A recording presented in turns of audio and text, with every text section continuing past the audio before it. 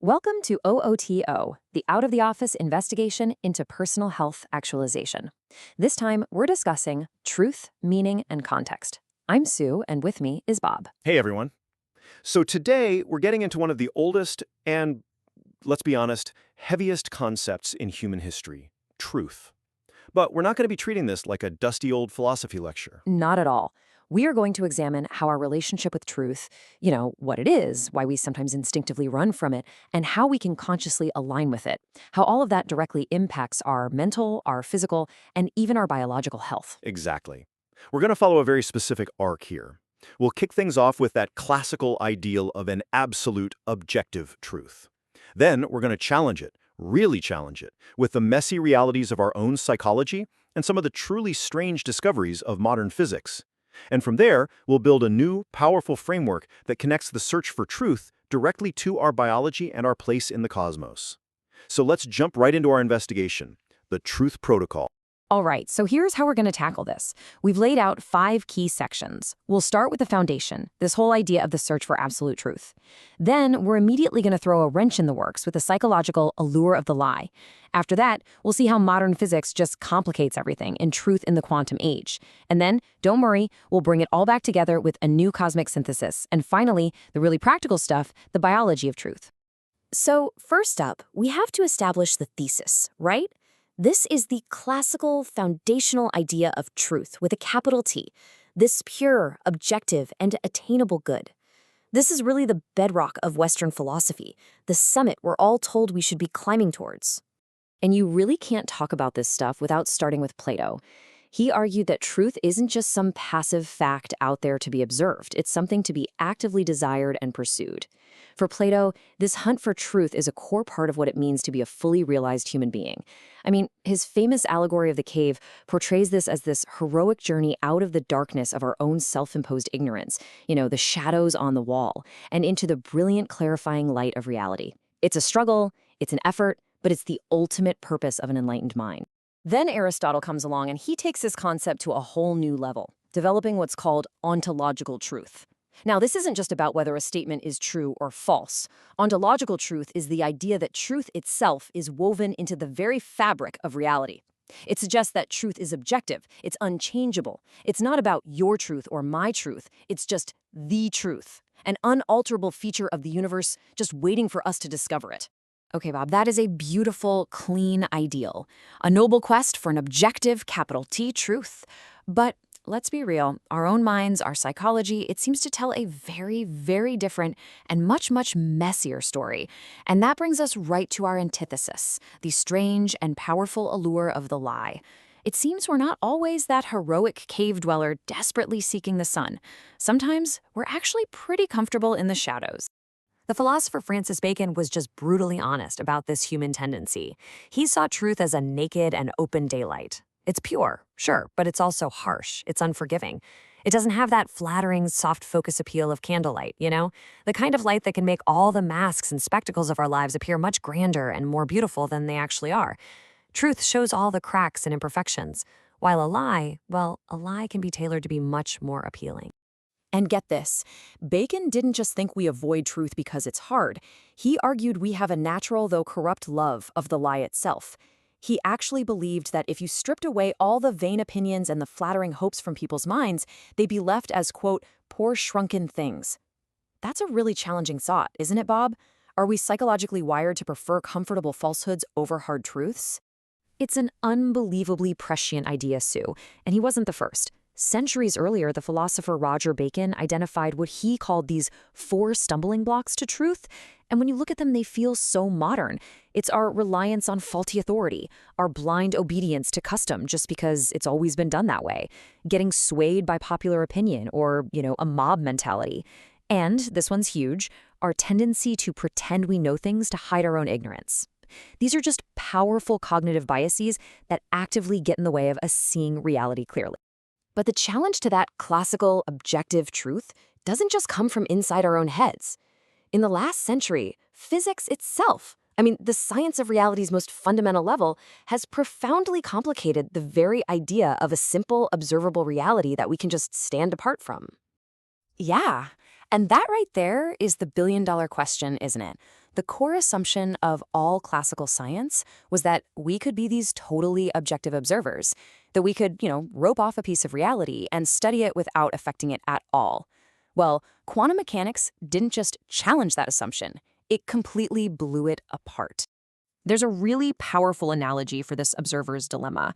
Imagine you want to truly understand a bird. You can't just watch it fly and sing. To really know how it works, you need to see inside. But the moment you dissect it, it's no longer the living, flying, singing creature you wanted to study in the first place. The very act of measurement, that deep observation, it fundamentally changes the reality you're trying to understand. And that is the observer effect in a nutshell.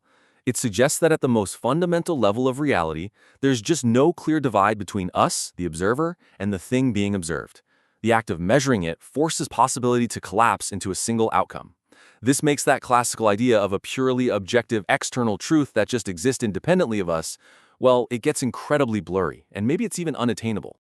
So, Bob, we have Plato's beautiful philosophical ideal of truth, but our own psychology, as Bacon so brutally pointed out, and the fundamental laws of physics, they all seem to be working directly against it. So where on earth does that leave us? Is the search for truth just hopeless?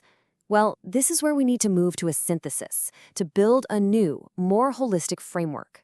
Some thinkers, like the author Joe Firmage, argue that this requires healing the long-standing rift between science and spirituality. He suggests that, really, they've been describing the same reality just from different perspectives.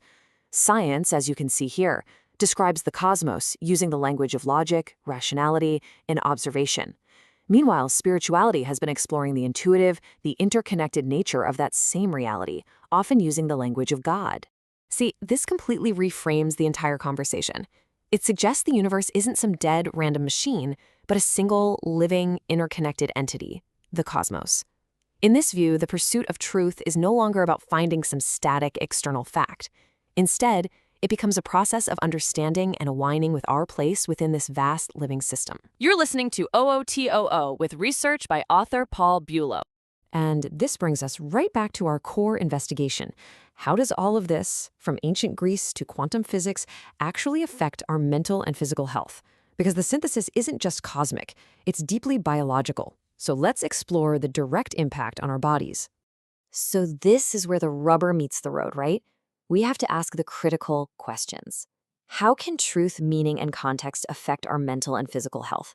I mean, really, can this framework improve our mental health and relationships and at the same time support optimal physical performance? The answer that this synthesis proposes is a huge, resounding yes. Because if we live in a way that is misaligned with reality, whether in big deceptions or tiny daily self-deceptions, there is a biological cost. That's the crucial point. Understanding truth, meaning, and context isn't just some intellectual exercise. It's a protocol for health. This alignment, this act of living in sync with reality, reduces internal friction. We believe that truth, meaning, and context literally aligns our bodies to create a healthy environment for both mental and physical success. Living a lie, on the other hand, creates a state of internal conflict that our bodies register as stress, which we all know is a major contributor to disease. And this has incredibly direct practical applications. For instance, understanding truth, meaning, and context is critical for managing chronic conditions like hypertension. Being truthful with ourselves about our lifestyle, our habits, our diet, that is the first non-negotiable step toward genuine well-being. You simply cannot fix a problem that you refuse to truthfully acknowledge. It is the foundational act of alignment. Absolutely, Sue. So what are the key elements for achieving this alignment? Well, this truth, meaning, and context framework suggests our health is directly connected to a whole set of factors. It's about the integrity of the entire system. As you can see, truth, meaning, and context suggest our body's health is tied to our diet, our actions, our nutrition, getting sunlight and fresh air, managing our personal energy, and having a clarity routine where our actions, words, and thoughts are all in sync. It's really about living with intention and honesty across every part of your life. And the outcome of this kind of alignment is just profound.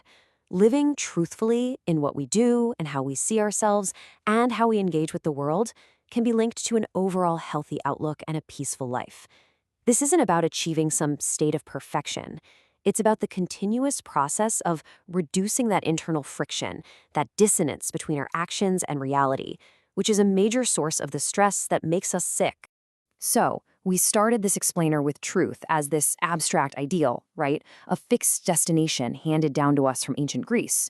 Then we saw how our own psychology and the very nature of physical reality just complicate that journey, making that destination seem almost unreachable. But by reframing the goal, we've synthesized a really powerful new perspective.